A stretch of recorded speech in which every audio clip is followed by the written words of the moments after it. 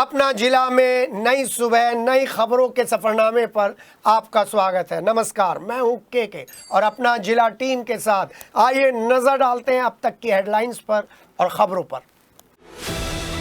पिछले 48 घंटों की स्थिति को देखते हुए मेरठ में अलर्ट। एसएसपी ने सुरक्षा के मद्देनजर शहर से लेकर देहात तक गश्त के दिए आदेश।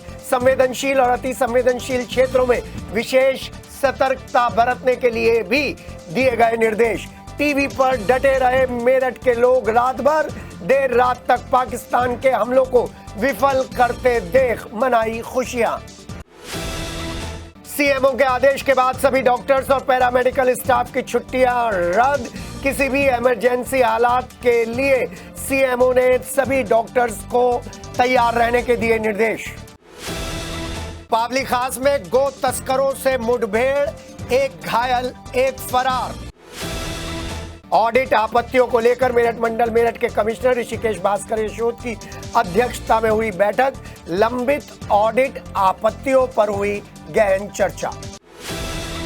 केंद्रीय विद्यालय पंजाब लाइंस में शराब पीकर आए युवकों ने मचाया आतंक। शिक्षा के मंदिर में सहमे लोग, प्रधानाचार्य की परिवार पर भी हमला। हादसे का शिकार हुए भारतीय सैनिक सर्वेश कुमार का हस्तिनापुर में गार्ड ऑफ ऑनर और राजकीय सम्मान के साथ अंतिम संस्कार। गांव में ही खेती करते वक्त हादसे का शिकार हो गए थे सर्वेश। सट्टेबाज अंकित मोतला के खिलाफ कार्रवाई न होने पर डीआईजी ने सीओ दौराला से स्पष्टीकरण किया तलब। सभी क्षेत्राधिकारियों और थाना प्रभारियों को अपने अपने क्षेत्र में सट्टा जुआ चलते पाए जाने पर सख्त कार्रवाई की चेतावनी दी। भारत और पाकिस्तान के बीच बढ़ते तनाव को लेकर डीआईजी के अधिकारियों को कड़े निर्देश। किसी भी अधिकारी का सीयूजी नंबर ना हो बंद, लिंक अधिकारी से साधें संपर्क। और सांसद अरुण गोविल ने ली सांसद निधि में कार्यों की समीक्षा बैठक। सीडीओ ने क्षेत्रीय विकास का विवरण किया प्रस्तुत। और अब खबरें विस्तार से। सबसे बड़ी ब्रेकिंग आपको बता रहे हैं क्योंकि मेरठ का हर चौपला, मेरठ की हर गली और मेरठ का हर संवेदनशील और अति संवेदनशील क्षेत्र पुलिस की रडार पर है। और इसी के मद्देनजर अगर आप पुलिस की सुरक्षा व्यवस्था को चेक करना चाह रहे हैं तो आपको हमारे साथ चलना पड़ेगा बृहस्पतिवार की रात को एसएसपी डॉक्टर विपिन ताडा के साथ। एसएसपी डॉक्टर विपिन ताडा रात को गश्त के लिए निकले और उन्होंने संवेदनशील और अति संवेदनशील क्षेत्रों का दौरा करते हुए समस्त पुलिस अधिकारियों को, क्षेत्रों के अधिकारियों को, इंस्पेक्टर्स को और चौकी इंचार्ज को सख्त निर्देश देते हुए कहा है कि हर क्षेत्र में गश्त बढ़ा दी जाए। चाहे देहात हो चाहे शहर हो, हर जगह पुलिस की एब्सेंस नजर नहीं आनी चाहिए, यानी कि हर जगह पुलिस प्रेजेंट होनी चाहिए, पुलिस की उपस्थिति होनी चाहिए। और विशेषकर संवेदनशील, अति संवेदनशील और मिश्रित आबादियों में लगातार गश्त का शेड्यूल बनाकर आला अधिकारियों को इन्फॉर्म करें और साथ ही साथ ये भी बताने की कोशिश करें कि साइबर सेल कितना एक्टिव है, वहां पर व्हाट्सएप का क्या स्टेटस है और कोई भड़काऊ पोस्ट तो नहीं डाल रहा है। देर रात तक चले इस गश्त में एसएसपी डॉक्टर विपिन ताडा ने कई चौकी और कई थानों का निरीक्षण किया और जरूरी दिशा निर्देश दिए। उधर अचानक रात 8:30 बजे पाकिस्तान की तरफ से हुए हमले के बाद सभी मेरठ वासी अपने टीवी से, अपने एलईडी से चिपक कर बैठ गए और देर रात तक पाकिस्तान के हमलों को विफल करता हुआ देखते रहे और घर में ही जश्न मनाते रहे और भारतीय सैनिकों के लिए दुआएं करते रहे। आपको बता दें कि बृहस्पतिवार रात 8:30 बजे अचानक ही जम्मू क्षेत्र में जब ड्रोन के द्वारा पाकिस्तान ने हमला किया तो भारतीय सेना ने, भारतीय सुरक्षा प्रणाली ने, भारतीय एयर डिफेंस प्रणाली ने इन सभी हमलों को नाकाम किया, जिसे मेरठ के हर वासी ने एलईडी पर बैठकर देखा और साथ ही साथ भारत के जितने भी वीर सैनिक हैं उनके लिए प्रार्थनाएं की और खुशी व्यक्त की।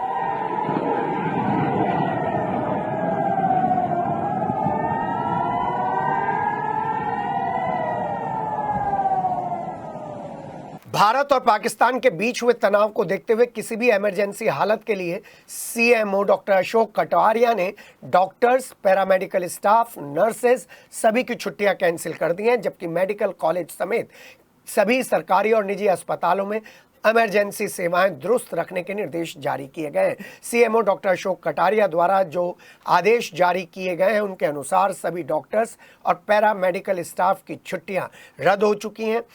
ट्रॉमा सेंटर्स में बेड आरक्षित कर दिए गए हैं। 24 घंटे स्टाफ की मौजूदगी सुनिश्चित कर दी गई है।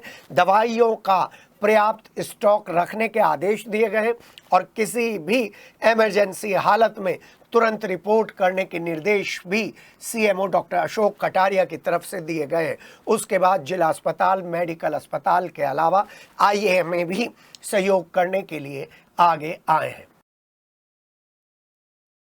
ऑडिट आपत्तियों को लेकर मेरठ मंडल मेरठ के कमिश्नर ऋषिकेश भास्कर यशोद की अध्यक्षता में एक बैठक हुई, जिसमें मेरठ मंडल में आने वाले सभी जिलों में जितनी भी ऑडिट आपत्तियां लंबे समय से चली आ रही थी उनको लेकर चर्चा की और ये भी जानने की कोशिश करी इन लंबित ऑडिट आपत्तियों की वजह से विकास कार्य कहां-कहां बाधित हो रहा है और इन लंबित ऑडिट आपत्तियों को किस तरीके से निरस्त किया जा सकता है। आपको बता दें कि आयुक्त सभागार में मेरठ मंडल में समस्त नगरीय निकायों में लंबित ऑडिट आपत्तियों पर अनुश्रवण किए जाने हेतु आयुक्त मेरठ मंडल मेरठ ऋषिकेश भास्कर यशोद की अध्यक्षता में अनुश्रवण समिति की बैठक में ये फैसला लिया गया। नगर निगम गाजियाबाद और मेरठ के अपर नगर आयुक्त, मेरठ मंडल के जनपदों के प्रभारी अधिकारी, स्थानीय निकाय एवं नगर पालिका परिषद और नगर पंचायतों के समस्त अधिशासी अधिकारी इस बैठक में उपस्थित हुए। आपको बता दें, बैठक में उप निदेशक ऑडिट देवेंद्र कुमार द्वारा निकायों में लंबित ऑडिट आपत्तियों का विवरण प्रस्तुत किया गया। निकायों में लंबित आपत्तियों को मेरठ के कमिश्नर के सामने रखा गया, जिन्हें शीघ्र ही निस्तारित किए जाने के निर्देश उनके द्वारा दिए गए। मेरठ के कमिश्नर ने कहा है कि जिन निकायों द्वारा अनुपालन कार्रवाई में लापरवाही बरती जाती है उनके विरुद्ध सख्त कार्रवाई की जानी चाहिए और तुरंत इन लंबित ऑडिट आपत्तियों का निस्तारण होना चाहिए। भावनपुर थाना क्षेत्र में अपनी व्हाट्सएप डीपी पर पाकिस्तान का झंडा लगाने वाले आरोपी को पुलिस ने गिरफ्तार कर जेल भेज दिया है।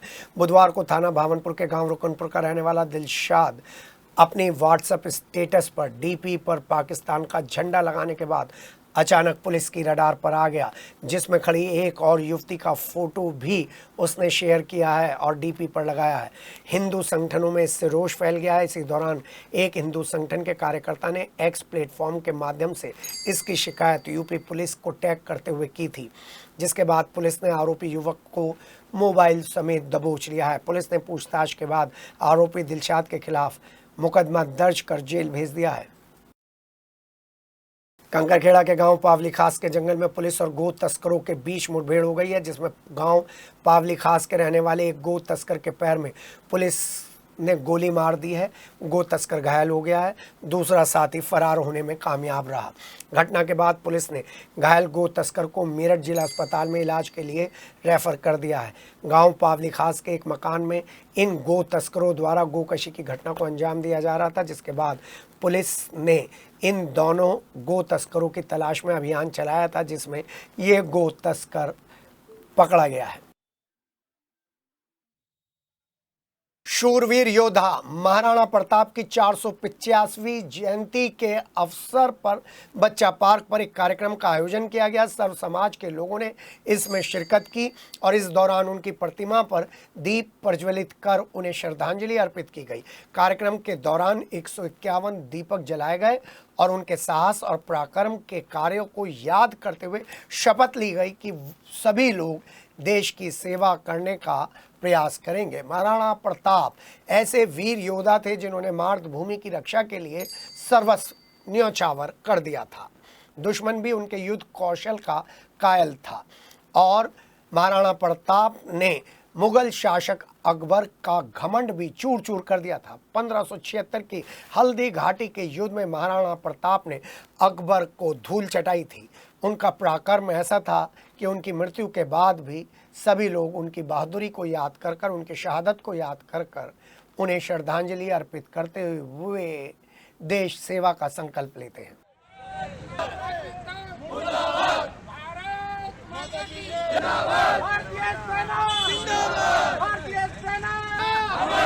योगी मोदी जिंदाबाद, योगी मोदी जिंदाबाद, योगी मोदी जिंदाबाद। ऊर्जा विभाग की तरफ से एक नोटिस जारी किया गया है जिसमें सुधारीकरण के कार्यों के चलते शुक्रवार को शहर के कई इलाकों में विद्युत आपूर्ति बाधित रहने की बात कही गई है। शहर क्षेत्र में गोविंदपुरी, नंदपुरी, अशोकपुरी, शाक्यपुरी में पेड़ों की कटाई का काम चल रहा है, इसलिए सुबह 11 बजे से लेकर 2 बजे तक विद्युत आपूर्ति बाधित रहेगी। मेडिकल उपकेंद्र क्षेत्र में हर्ष पार्क कॉलोनी, आनंद अस्पताल में सुबह 10 से 12 बजे तक और एल ब्लॉक क्षेत्र में जाकिर कॉलोनी, चमड़ापेट, हुमायूं नगर में सुबह 10 बजे से लेकर 2 बजे तक विद्युत आपूर्ति बाधित रहेगी। गंगानगर उपकेंद्र क्षेत्र के केंद्रीय park, Rajendrapuram, Radha garden, Ganga Sagar old, global city new, global city old में सुबह 10 बजे से लेकर 12 बजे तक विद्युत आपूर्ति को बाधित रखा जाएगा। चौधरी चरण सिंह विश्वविद्यालय से संबंधित मेरठ, गाजियाबाद, बागपत, गौतम बुद्ध नगर, हापुड़ और बुलंदशहर के कॉलेजों में 9 मई को होने वाली ट्रेडिशनल और प्रोफेशनल कोर्सेज की परीक्षाएं स्थगित कर दी गई हैं। अगले आदेश तक के लिए परीक्षा की अगली तिथियां बाद में घोषित की जाएंगी। Registrar D.K. वर्मा ने बताया कि शुक्रवार को महाराणा प्रताप की जयंती के अवसर पर छात्र अवकाश घोषित करने की मांग कर रहे थे, जिसके चलते शुक्रवार को होने वाली सभी परीक्षाएं स्थगित कर दी गई हैं। नई तिथियों की घोषणा बाद में विश्वविद्यालय की वेबसाइट के माध्यम से की जाएंगी। दूसरी परीक्षाओं की तिथि में कोई बदलाव नहीं है। परीक्षाएं अपने निर्धारित तिथि और समय पर होंगी। और चलिए अब आपको लेकर चल रहे हैं केंद्रीय विद्यालय पंजाब लाइंस। बहुत पुराना स्कूल है, पीएम श्री स्कूल है और उसके बावजूद केंद्रीय विद्यालय पंजाब लाइंस जो कि कैंट में पड़ता है, जहां पर मिलिट्री की गश्त 24 घंटे रहती है और जहां पर सदर थाने के सफ़ेद मोटरसाइकिल पर बैठने वाले सिपाही भी घूमते रहते हैं, उनकी उपस्थिति के बावजूद शराब पीकर आए युवकों ने गेट पर गाड़ी मारी और गेट पर खड़े चौकीदार और गार्ड के साथ बदतमीजी की। उस समय स्कूल की प्रधानाचार्य श्रीमती लक्ष्मी सिंह की माता वहां पर पहुंची और उन्होंने इन लोगों को समझाने की कोशिश की, तो शराब के नशे में धुत इन लोगों ने न केवल गाली गलौज की बल्कि इन युवकों ने शराब के नशे में पंजाब लाइंस की प्रधानाचार्य लक्ष्मी सिंह की मां के साथ भी बदतमीजी की, धक्का मुक्की की और गार्ड्स के साथ गाली गलौज कर उनके साथ मारपीट की, जिसके बाद केंद्रीय विद्यालय पंजाब लाइंस की प्रधानाचार्य ने इस मामले को लेकर सदर थाने में रिपोर्ट की है और सोशल मीडिया पर सहयोग देने की अपील की है। और उन्होंने वो वीडियो जारी की है जिसमें एक सफ़ेद कार में सवार युवक आते हैं और गार्ड के साथ, उनकी मां के साथ, स्कूल प्रशासन के साथ बदतमीजी करते हैं। सबसे बड़ी बात यह है कि शिक्षा के मंदिर में पीएम श्री विद्यालय में जब इस तरीके की घटनाएं गुजरती हैं तो स्थानीय प्रशासन केस को दबाने में लग जाता है, स्थानीय पुलिस, सदर थाना पुलिस केस को दबाने में लग जाती है, ना कि ऐसे लोगों को पहचान कर गिरफ्तार करने का प्रयास करती है। को लेकर चल रहे हैं हस्तिनापुर, जहां पर हादसे का शिकार हुए भारतीय सैनिक सर्वेश कुमार का गार्ड ऑफ ऑनर के साथ अंतिम संस्कार कर दिया गया। गांव में ही खेती करते वक्त ट्रैक्टर से गिरकर हादसे का शिकार हो गए थे सर्वेश कुमार। जैसे ही ये खबर पूरे गांव में फैली, उसके बाद मातम की लहर पूरे गांव में फैल गई, जिसके बाद उनकी यूनिट को इन्फॉर्म किया गया। उनकी यूनिट की एक टुकड़ी गांव में पहुंची, हस्तिनापुर पहुंची और हस्तिनापुर में पहुंचने के बाद उन्होंने शव को तिरंगे में लपेटा और गार्ड ऑफ ऑनर पेश किया और हस्तिनापुर के शव गृह में उनका पूरे राजकीय सम्मान के साथ अंतिम संस्कार कर दिया गया। आपको बता दें, सर्वेश कुमार के परिवार में उनकी पत्नी है, एक बच्चा है, एक बेटी है और इस हादसे के बाद पूरे हस्तिनापुर में मातम का माहौल है, क्योंकि बहसुमा के रहने वाले सर्वेश कुमार हाल ही में छुट्टी पर आए हुए थे।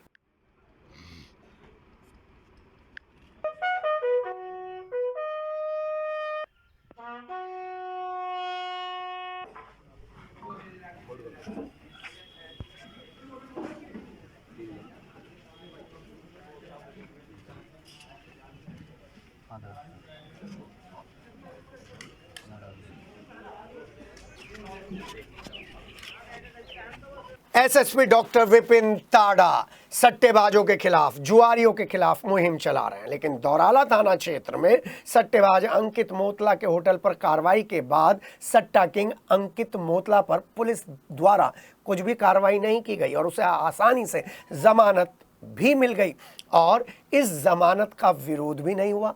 निरस्तीकरण करने के लिए भी इस जमानत के कोई भी काम नहीं हुआ।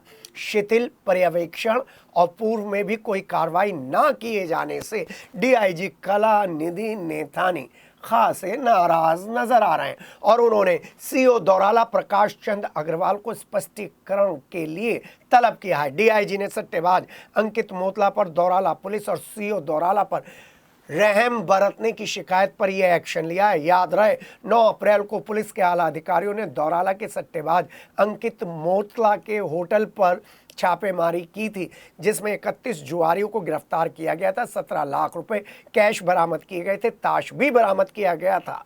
ताश के अलावा जुआ खेलने के बहुत सारे सामान भी उपलब्ध किए गए थे और इस पूरी कार्रवाई से दौराला थाने को, सीओ को और एसपी सिटी को एसएसपी डॉक्टर विपिन ताड़ा ने दूर रखा था और एसपी क्राइम को इस छापेमारी की जिम्मेदारी दी थी। सट्टेबाज अंकित मोतला को इन्हीं लोगों में से किसी एक ने सूचना दे दी। वो मौके से 16-17 साथियों के साथ न केवल फरार हुआ और उसके बाद अपने केस की पैरवी करते हुए उसने अपनी जमानत भी बाहर से बाहर करवा ली और मेरठ की पुलिस ने, विशेषकर दौराला की पुलिस ने, दौराला के सीओ ने, एसपी सिटी ने इस जमानत का ना तो विरोध किया और ना ही कोई कार्रवाई की। आपको बता दें, सट्टेबाज अंकित मोतला पर लालकुर्ती थाने में 3, सिविल लाइन थाने में 1, टीपी नगर थाने में 2 मुकदमे दर्ज हैं, जिसको लेकर डीआईजी ने दौराला पुलिस को आरोपी अंकित मोतला की स्टेटशीट खोलने के निर्देश दिए थे, लेकिन एसपी सिटी और सीओ ने इन आदेशों को धताते हुए हिस्ट्री शीट नहीं खोली और अपराध गोष्ठियों में दिए गए निर्देशों की खुली अवहेलना की और पर्याप्त कार्रवाई नहीं की, जिसके चलते अंकित मोतला ने कोर्ट से अपनी जमानत करा ली। जिसके बाद डीआईजी ने तत्कालीन दौराला थाना प्रभारी उत्तम सिंह राठौर को निलंबित कर दिया था। बावजूद इसके अभी भी अंकित मोतला पर पुलिस ने कोई ठोस कार्रवाई नहीं की है, जिसको लेकर डीआईजी ने सीओ दौराला से स्पष्टीकरण तलब किया है और चेतावनी भी दी है। यदि किसी भी थाना क्षेत्र में सट्टा जुआ चलता पाया गया तो संबंधित थाना प्रभारी और क्षेत्राधिकारी के खिलाफ सख्त कार्रवाई की जाए। आपको बता दें, सिटी हलचली एक अकेला ऐसा चैनल था जिसने विभिन्न क्षेत्रों में चल रहे सट्टे के खिलाफ एक बड़ी मुहिम चलाई थी, लेकिन आपको बता दें यहां पर पुलिस अधिकारी उन नंबर 2 के पत्रकारों को अपने साथ बिठाते हैं जिनके पिताओं के ऊपर, जिनके रिश्तेदारों के ऊपर, जिनके भाइयों के ऊपर तथाकथित कई केस रजिस्टर्ड हैं और जिनके खिलाफ महिला उत्पीड़न के केस भी चल रहे हैं, लेकिन बावजूद इसके अभी तक उन पत्रकारों पर कार्रवाई नहीं हुई, क्योंकि यही पत्रकार इन सट्टा किंगों के इन्फॉर्मर हैं।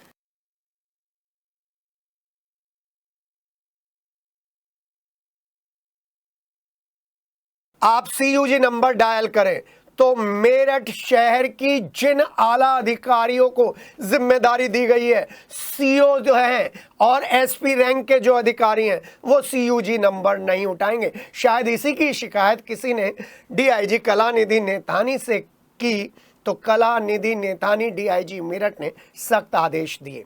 वो अलग बात है, भारत पाकिस्तान के बीच जो तनाव बढ़ता जा रहा है उसमें मेरठ पुलिस के ऊपर आंतरिक सुरक्षा को लेकर बड़ी जिम्मेदारी है और इसलिए मेरठ पुलिस को अलर्ट मोड पर रहने की चेतावनी दी है डीआईजी कलानिधि नैथानी ने और सभी पुलिस अधिकारियों को, सीओ को, एसपी सिटी, एसपी देहात को, थाना इंचार्जों को और चौकी प्रभारियों को अपना सीयूजी नंबर 24 घंटे चालू रखने के निर्देश दिए हैं और साथ ही साथ उस पर रेस्पॉन्ड करने के भी निर्देश दिए हैं। उन्होंने साफ निर्देश दिए हैं कि किसी भी पुलिस अधिकारी का सीयूजी नंबर किसी भी कीमत पर बंद नहीं होना चाहिए। अगर कोई भी पुलिस का अधिकारी सीयूजी नंबर पर आपको रेस्पॉन्स नहीं देता है तो आप तुरंत शिकायत कीजिए, आपका नाम गुप्त रखा जाएगा और उस पुलिस अधिकारी के खिलाफ कार्रवाई की जाएगी। यदि कोई अधिकारी छुट्टी पर जाता है या मेरठ से बाहर जाता है तो वो अपना सीयूजी नंबर अपने लिंक अधिकारी को देकर जाए और उसको पुलिस कंट्रोल रूम में दर्ज कराए। किसी भी वक्त संपर्क करने की स्थिति में सीयूजी नंबर बंद नहीं मिलना चाहिए। सीयूजी नंबर सार्वजनिक होता है। मुख्यमंत्री योगी आदित्यनाथ के आदेश पर सीयूजी नंबर ना अटेंड करना और सीयूजी नंबर को बंद रखना विभागीय लापरवाही के अंतर्गत आता है और किसी घटना होने पर और आपात स्थिति में क्योंकि सीयूजी नंबर पर ही अधिकारी को इन्फॉर्म किया जाता है, ऐसे में अगर कोई अधिकारी रेस्पॉन्ड नहीं करता है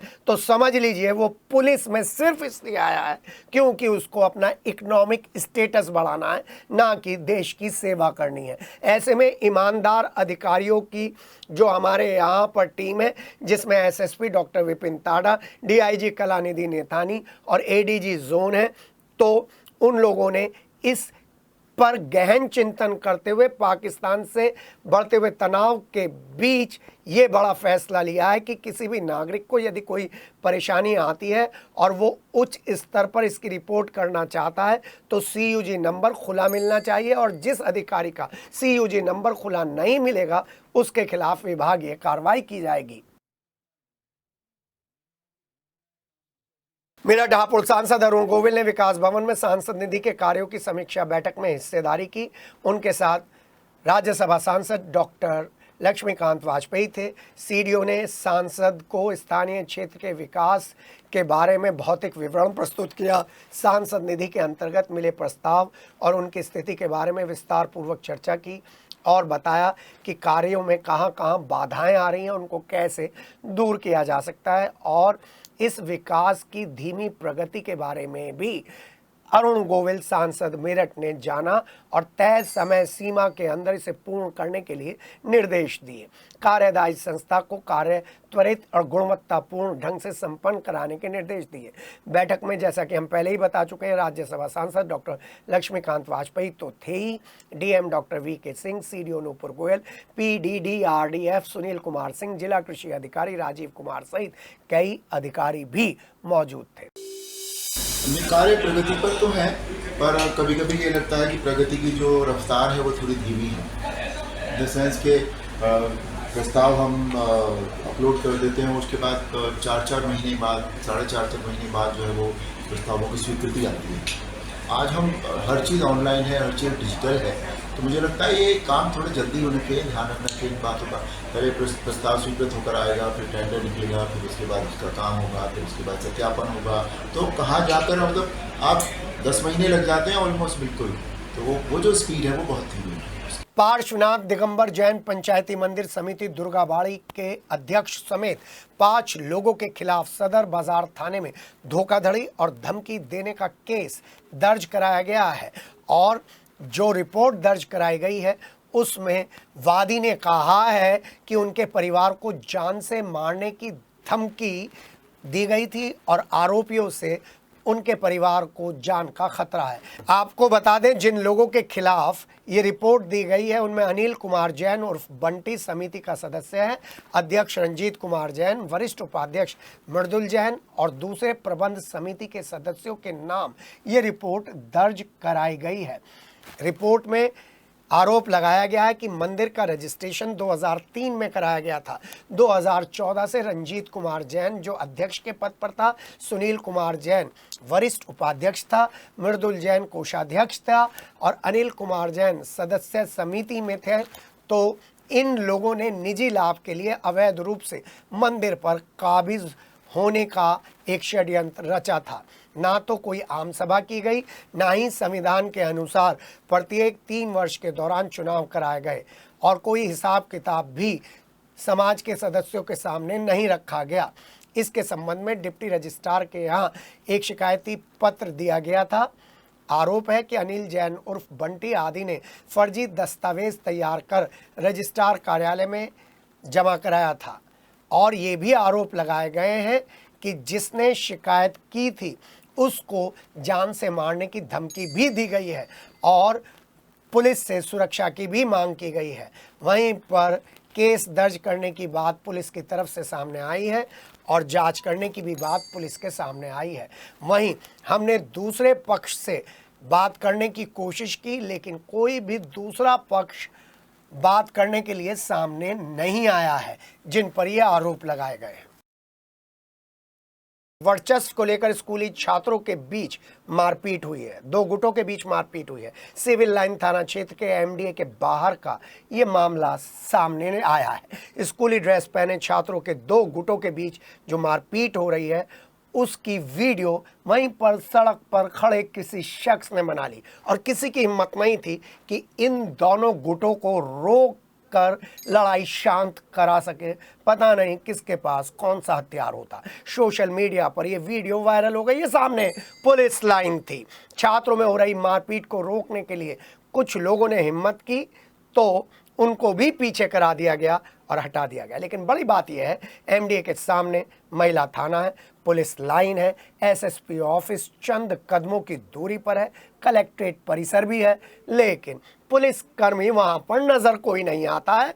तो फिर पुलिसिंग पर सवाल तो खड़े होते ही हैं। सोशल मीडिया पर छात्रों की मारपीट का वीडियो सोशल मीडिया पर वायरल होने के बाद एसपी सिटी साहब ने बताया कि वीडियो के आधार पर छात्रों की पहचान की जा रही है, कार्रवाई भी की जाएगी और फिर शायद प्रेस कॉन्फ्रेंस भी की जाएगी। एक वीडियो वायरल हो रहा है जिसमें 2 छात्रों के गुट आपस में मारपीट करते हुए नजर आ रहे हैं। ये मामला थाना सिविल लाइंस के एमडीए के सामने का बताया जा रहा है। इस मामले में पुलिस द्वारा संज्ञान लिया गया है। इसमें इनकी आरोपियों की पहचान की जा रही है, जो भी ये लोग थे जो मारपीट कर रहे थे, और पहचान के आधार पर इसमें आवश्यक कार्रवाई की जाए। बाईपास स्थित NH58 पर जैन शिकंजी रेस्टोरेंट में गुर्जर जन जागृति सम्मेलन के पदाधिकारियों ने प्रेस कॉन्फ्रेंस की। मुख्य आयोजक भोपाल सिंह गुर्जर और संजीव प्रधान ने जानकारी देते हुए बताया कि जन जागृति सम्मेलन का मुख्य उद्देश्य राजनीतिक दलों में गुर्जर समाज की राजनीतिक उपेक्षा के खिलाफ आवाज़ उठाना है, जो चिंता का विषय है, और इस उपेक्षा को बंद करने के लिए समाज के लोगों को आगे आना होगा। राजनीति में उचित हक गुर्जर समाज को मिले, इसके लिए भी उन्हें आगे आना होगा। ये सम्मेलन राजनीतिक चेतना, सामाजिक चेतना, शिक्षा और आर्थिक चेतना पर आधारित होगा। शहीद कोतवाल धन सिंह गुर्जर जी के क्रांति दिवस के अवसर पर शनिवार 10 मई 2025 को सुभारती विश्वविद्यालय के मांगल्य ऑडिटोरियम में पश्चिमी उत्तर प्रदेश स्तर का गुर्जर जन जागृति सम्मेलन होने जा रहा है, जिसमें पश्चिमी उत्तर प्रदेश के सभी पदाधिकारी और गणमान्य राजनीतिक, सामाजिक और खेल से जुड़े हस्तियों के अलावा आध्यात्मिक क्षेत्रों के शीर्ष गणमान्य लोग भी शामिल होने जा रहे हैं। कार्यक्रम संयोजक जगदीश पूठा ने कहा कि सम्मेलन के दौरान मंच से भारत सरकार से अपील की जाएगी कि 1857 की क्रांति के महानायक अमर शहीद धन सिंह कोतवाल गुर्जर जी को भारत रत्न दिया जाए और सरकार से ये भी अपील की जाएगी कि भारतीय सेना में गुर्जर रेजिमेंट भी बनाया जाए। गुर्जर समाज ने देश की सेवा के लिए हमेशा बलिदान दिया है, इसीलिए ये सम्मेलन किया जा रहा है। प्रेस वार्ता के दौरान जो पदाधिकारी और गणमान्य लोग शामिल हुए उनके नाम आपको बता दें। संजीव प्रधान, सरजीत प्रमुख, जितेंद्र प्रधान, गिरेंद्र, सुमित प्रधान, नवाब सिंह गुर्जर, गुलवीर पार्षद, सचिन, परवीन, आदित्य, ललित, अश्वनी, संजीव, प्रशांत, कुलदीप, वेदपाल, चपराना, दीपक शरण मौरल, डॉक्टर विनोद बसोया, कैप्टन सुभाष नागर, अलंकार समेत कई लोग उपस्थित थे। कि जो हमारे समाज में क्रूतियां आ गई हैं, जिन पर समाज के धन का दुरुपयोग हो रहा है, उन क्रूतियों में फिलहाल 2 को, जो डीजे प्रथा है, 8-8, 10-10 डीजे या मृत्यु भोज, ये हमने शुरू में लिया है। हम समाज से इसकी अपील करेंगे और समाज से बंद करने के लिए निवेदन करेंगे। दूसरे नंबर पर हमने जो 10 मई की क्रांति के जनक कोतवाल धन सिंह गुर्जर जी, उन्हें भारत रत्न की मांग हम इसमें करने जा रहे हैं। मवाना के मदर्स इंटरनेशनल पब्लिक स्कूल में गुरुवार को मास्टर जी क्लासेस द्वारा एक कार्यक्रम का आयोजन किया गया, जिसके दौरान इंटरैक्टिव मॉड्यूल, व्यवहारिक वीडियो संदेश और व्याख्यान की एक श्रृंखला पेश की गई, जिसमें विचारशील प्लेलिस्ट छात्राओं के बारे में महत्वपूर्ण जानकारियां थी। मास्टर जी क्लासेस की टीम ने गुरुवार को छोटे बच्चों के लिए कई मुद्दों को प्रभावी ढंग से पढ़ाने का तरीका बताया। कार्यक्रम में नकारात्मक विचार पैटर्न पर किस तरीके से शिक्षक काम कर बच्चों को एक सही मार्ग निर्देशन दे सकते हैं, इस बारे में भी बात की गई। सोशल मीडिया का अत्यधिक उपयोग किस तरीके से खतरनाक है और समय प्रबंधन क्यों ज़रूरी है, इस बारे में भी बताया गया। प्रबंधक सरबजीत घुम्मन ने बताया कि यह सत्र मदर इंटरनेशनल पब्लिक स्कूल के विद्यार्थियों को जीवन में आगे बढ़ाने के लिए बहुत ही सहायक है और मदर इंटरनेशनल स्कूल लगातार मवाना में ग्रामीण बच्चों के लिए व्यवहारिक उपकरणों और व्यक्तिगत विकास कार्यक्रमों के साथ उपस्थित है। My school name is Mothers International Public School.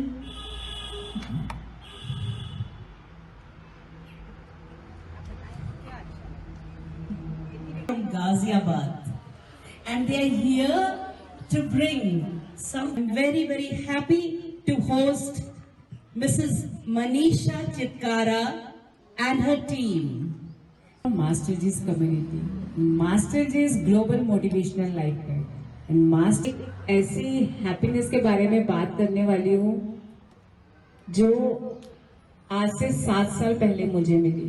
जब आज चलिए अगली खबर एक ऐसी खबर है जो हर स्कूल को ध्यान देनी चाहिए, क्योंकि प्राइवेट ट्रांसपोर्टर स्कूल का नाम लिखे हुए बसेस को जब शादी ब्याहों में भेजते हैं और उसमें अनैतिक काम होता है तो स्कूल के नाम पर बट्टा लगता है। दयावती मोदी एकेडमी स्कूल की बस शादी समारोह के लिए भेजी गई। स्कूल की बस को बारातियों के लिए इस्तेमाल किया जा रहा था, तो बस के अंदर खुलेआम शराबखोरी चल रही थी, जिसकी वीडियो सोशल मीडिया पर वायरल कर दी गई। हम इस वीडियो की पुष्टि नहीं कर रहे हैं, लेकिन ये वीडियो हमें बताने की कोशिश कर रही है कि गुरुवार को जो ये वीडियो आई है Dayawati Modi academy school bus की, जो मोदीपुरम की ओर से आ रही थी, जिसमें शराब के ठेके के बाहर रुकने के बाद बारातियों ने शराब खरीदी और उसके बाद अंदर पहुंचने के बाद शराब के जाम छलकाने शुरू कर दिए। बाहर खड़े कुछ लोगों ने तुरंत इसकी वीडियो बना ली, सोशल मीडिया पर डाल दी। सवाल यही है कि जो बस स्कूल के छात्रों को ले जाने के लिए, लाने के लिए, छोड़ने के लिए इस्तेमाल की जाती है, उस बस का निजी इस्तेमाल कैसे हो रहा है? ARTO, RTO और दूसरे लोग क्या इस बारे में जवाबदेही के लिए नहीं है? क्या इस स्कूल बस का परमिट नहीं कैंसिल होना चाहिए? बड़ी बात।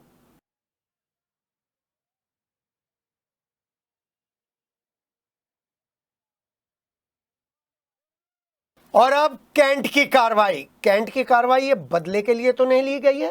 क्लीन कैंट, ग्रीन कैंट के पर्दे के पीछे लाल कुर्ती के लोगों से बदला लेने के लिए तो ये कार्रवाई नहीं की गई है।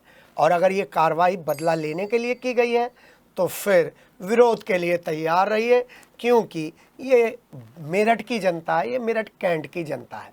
फिलहाल तो छावनी परिषद जो दावा कर रहा है, उस दावे के अंतर्गत क्लीन कैंट, ग्रीन कैंट का बोर्ड उठाए अवैध अतिक्रमण के खिलाफ अभियान चलाने का दावा ये कैंट बोर्ड के अधिकारी कर रहे हैं, क्योंकि पिछले दिनों लाल कुर्ती क्षेत्र के लोगों ने नामित सदस्य से लेकर कैंट बोर्ड के हर अधिकारी और कर्मचारी के खिलाफ बिगुल फूंक दिया था। और छावनी परिषद की टीम को उगाही की टीम बताया था। लेकिन अब छावनी परिषद की टीम ने लालकुर्ती, पैठ बाजार और माल रोड पर अवैध अतिक्रमण करने वालों के खिलाफ अभियान चलाकर क्या उनकी आवाज़ दबाने की एक कोशिश तो नहीं की है? अवैध अतिक्रमण क्या अभी नजर आया है, पहले नजर नहीं आया? मैं पूछना चाहता हूं सुनील वाधवा से। सुनील वाधवा जो इस समय सत्तारूढ़ पार्टी के सदस्य हैं, उनकी पत्नी वीना वाधवा, क्या वो भी लालकुर्ती की जनता के साथ नहीं है? जी हाँ, इस अभियान के तहत छावनी परिषद की टीम ने आवारा पशुओं को भी पकड़ने का दावा किया है। सिटी हलचल ने पहले ही बता दिया था कि आवारा पशु शेल्टर हाउस में न रहकर सड़कों पर दौड़ते हुए दुर्घटनाओं को आमंत्रित कर रहे हैं। वो अलग बात है, इस अभियान को लेकर कैंट बोर्ड ने अपनी तरफ से जो बयान जारी किया है उसके अंतर्गत राजस्व अधीक्षक राजेश ने बताया कि अवैध अतिक्रमण के खिलाफ ये अभियान चला है और आगे भी चलता रहेगा। कैंट को ग्रीन रखने के लिए और कैंट को क्लीन रखने के लिए लालकुर्ती को चुना गया है। अपना जिला के इस सफरनामे में अभी तक सिर्फ इतना ही, लेकिन चलते चलते आपसे अपील, अफवाहों को लेकर हो जाइए सावधान, किसी भी अफवाह पर ना दीजिए ध्यान। आंतरिक सुरक्षा की जिम्मेदारी आप पर है। अपनी पुलिस का सहयोग करिए, अपने प्रशासन का सहयोग करिए, सोशल मीडिया का प्रयोग सावधानी पूर्वक करिए। नमस्कार।